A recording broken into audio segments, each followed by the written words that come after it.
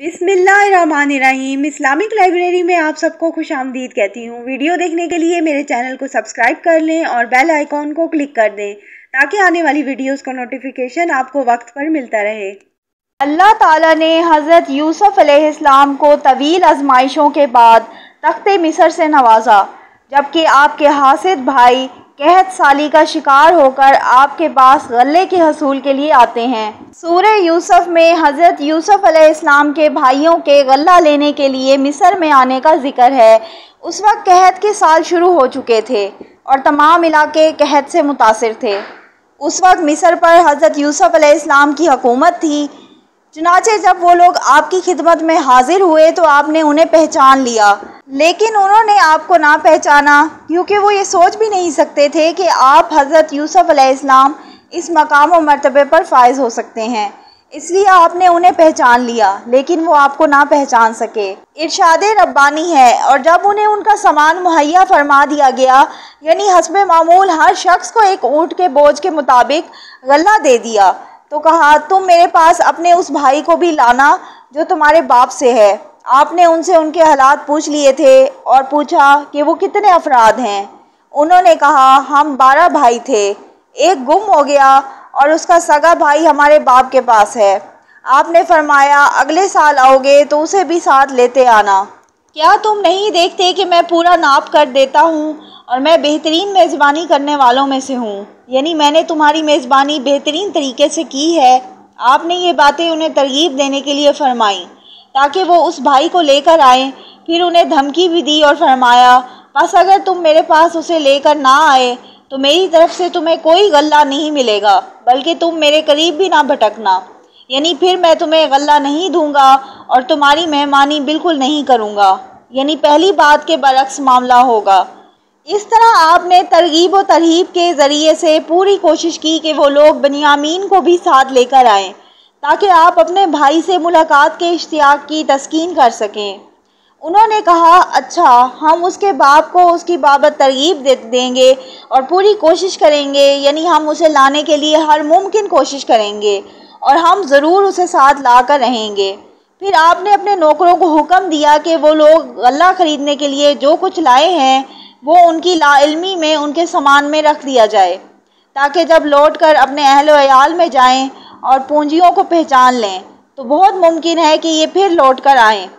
इसकी एक वजह ये भी बयान की गई है कि जब वो वतन पहुंचकर गल्ले में पूंजी पाएंगे तो वो वापस ज़रूर आने की करेंगे, या ये वजह है कि आपको ख़तरा था कि शायद उनके पास मज़ीद रकम ना हो जिसे लेकर वो दोबारा गल्ला लेने के लिए आ सकें, या ये वजह है कि आपको गल्ले के अवज़ उनसे रकम लेना अच्छा मालूम ना हुआ।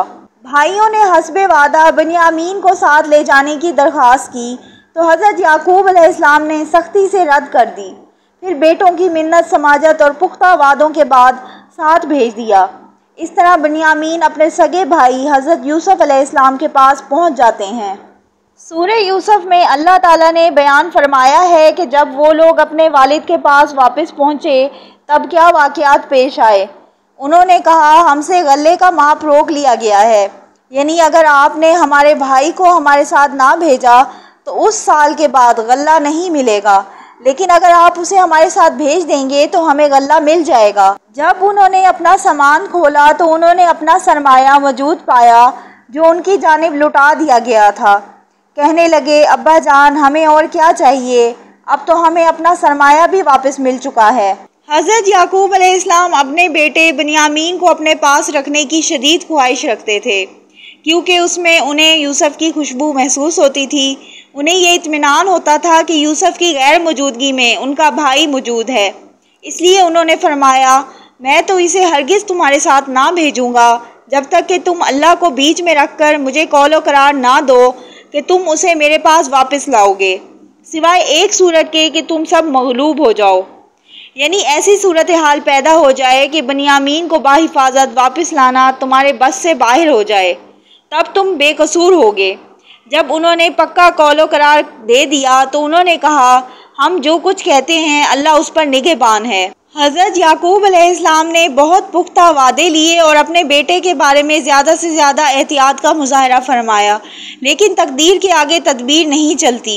अगर आपको और आपके कुंबे को खुराक की शदीद ज़रूरत ना होती तो आप अपने प्यारे बेटे को कभी नज़रों से ओझल ना करते, लेकिन तकदीर के अपने तरीके होते हैं और अल्लाह ताला जो चाहता है फ़ैसले फरमा देता है।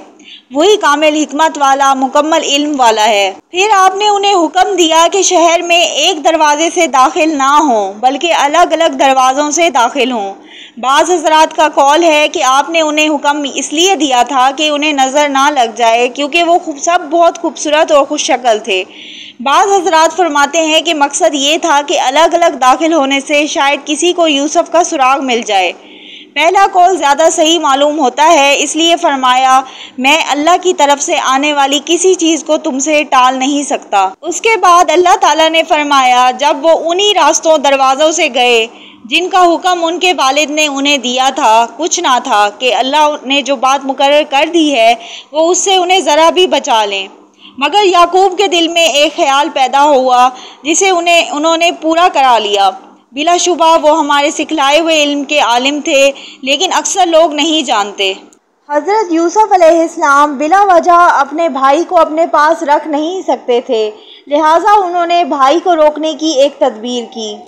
सूरह यूसुफ में बयान किया गया है कि जब वो लोग अपने भाई बनियामीन को लेकर उसके सगे भाई हज़रत यूसुफ अलैहिस्सलाम के पास पहुँचे तो आपने उसे अपने करीब जगह दी और पोशीदा तौर पर उसे बताया कि आप उसके भाई हैं और उसे हुक्म दिया कि अभी ये बात भाइयों को ना बताएं। इलावा अज़ीं उनकी बदसलूकी पर उसे तसल्ली दी। फिर आपने एक तदबीर की ताकि बनियामीन को दूसरे भाइयों से अलग करके अपने पास रख लें। चुनाचे आपने अपने नौकरों को हुक्म दिया कि आपका प्याला उनको इल्म हुए बगैर उसके बोरे में रख दें। आप उसी प्याले में पानी पीते थे और उसी से माप कर लोगों को गल्ला देते थे। जब वो रवाना हुए तो उनके पीछे चंद अफराद भेज दिए। उन्होंने जाकर कहा, तुम लोग बादशाह का पैमाना चुरा लाए हो, अगर तुम वापस कर दोगे तो एक ऊँट गल्ला मजीद दिया जाएगा। ऐलान करने वाले ने इस वादे के पूरा होने की जिम्मेदारी कबूल की। उन्होंने इस इल्ज़ाम की सेहत से इनकार किया और इल्ज़ाम लगाने वालों पर नाराज़गी का इजहार किया और उन्होंने कहा, अल्लाह की कसम, तुमको खूब इल्म है कि हम मुल्क में फसाद फैलाने के लिए नहीं आए और ना हम चोर हैं। यानी तुम्हें मालूम है कि यहाँ हमारा इज़्ज़त और एहतराम से इस्तकबाल किया गया था और हम किसी बुरे इरादे से नहीं आए। तब इल्ज़ाम लगाने वालों ने कहा, अच्छा, चोर की सज़ा क्या है अगर तुम झूठे हुए? उन्होंने कहा, उसकी सज़ा यही है कि जिसके सामान में से पाया जाए वही उसका बदला है। हम तो ज़ालिमों को यही सज़ा दिया करते हैं। उनकी शरीयत में ये हुक्म था कि चोर को उसके हवाले कर दिया जाए जिसकी चोरी हुई, इसलिए उन्होंने ये बात कही। अल्लाह ताला फरमाता है, बस यूसुफ ने अपने भाई के सामान की तलाशी से पहले उनके सामान की तलाशी शुरू की, फिर उस पैमाने को अपने भाई के सामान से निकाला। उसका मकसद ये था कि यूसुफ पर कोई इल्ज़ाम ना आए और तदबीर ज़्यादा कारगर हो। फिर अल्लाह ताला ने फरमाया, हमने यूसुफ के लिए इसी तरह ये तदबीर की। उस बादशाह के कानून की रूह से वो अपने भाई को ना ले सकते थे, यानी अगर भाई ये एतराफ़ ना करते कि जिसके सामान से पैमाना निकले उसी को रख लिया जाए, तो यूसुफ अलैहिस्सलाम मिस्र के कानून के मुताबिक बनियामीन को अपने पास नहीं रख सकते थे। हज़रत यूसुफ अलैहिस्सलाम उनसे ज़्यादा इल्म, अक़ल, अज़्म व हज़म से बहरावर थे। आपने अल्लाह के हुक्म से ये काम किया क्योंकि उसके नतीजे में एक बड़ा फ़ायदा हासिल होने वाला था, यानी आपके वालिद और ख़ानदान के अफराद उनके पास पहुँचने वाले थे। जब भाइयों ने देखा कि पैमाना बनियामीन के सामान से निकला है तो उन्होंने कहा, अगर उसने चोरी की, उसका भाई भी पहले चोरी कर चुका है, यानी उन्होंने हज़रत यूसुफ अलैहिस्सलाम को चोर कहा। बाज़ मुफस्सिरीन ने फरमाया है कि जिस चोरी की तरफ इशारा कर रहे थे वो ये थी कि हज़रत यूसुफ अलैहिस्सलाम ने बचपन में अपने नाना का बुत चुराकर तोड़ दिया था। बाज़ कहते हैं कि आपकी फूफी को आपसे बहुत मोहब्बत थी, उन्होंने हज़रत इसहाक़ अलैहिस्सलाम का एक कमरबंद उनके कपड़ों में छुपा दिया। फिर तलाश किया गया तो उनके पास से निकला। उन्हें तो मालूम नहीं था कि ये क्यों किया जा रहा है। फूफी मोहब्बत की वजह से चाहती थी कि आप उसके पास रहें, इसलिए ये तदबीर की। बाज़ हज़रात का कहना है कि आप घर से खाना चुराकर गरीबों को खिला दिया करते थे। इसके अलावा भी अक़वाल हैं। इसलिए भाइयों ने कहा, अगर उसने चोरी की है तो उसका भाई भी पहले चोरी कर चुका है। यूसुफ अलैहिस्सलाम ने इस बात को अपने दिल में रख लिया और उनके सामने ज़ाहिर ना किया। जो बात ज़ाहिर ना की गई थी वो आपके अगले अल्फाज हैं। जब वो लोग बनियामीन को हज़रत यूसुफ अलैहिस्सलाम से छुड़ाने में नाकाम हो गए तो तन्हाई में बैठकर मशवरा करने लगे। सबसे बड़े भाई रॉबिन ने कहा, क्या तुम्हें मालूम नहीं कि तुम्हारे वालिद ने तुमसे अल्लाह की कसम लेकर पुख्ता इकरार किया है, यानी ये वादा लिया है कि वापसी में बनियामीन को ज़रूर साथ लाओगे। अब तुम आहद शिकनी के मुर्तकिब हो चुके हो और जिस तरह तुमने पहले यूसुफ अलैहिस्सलाम के बारे में कुताही का इर्तिकाब किया था, अब उसके बारे में कुताही के मुर्तकिब हो रहे हो। बस मैं तो इस सरजमीन से ना जाऊंगा बल्कि यहीं ठहरा रहूँगा हत्ता कि वालिद साहब खुद मुझे वापस आने की इजाज़त दे दें।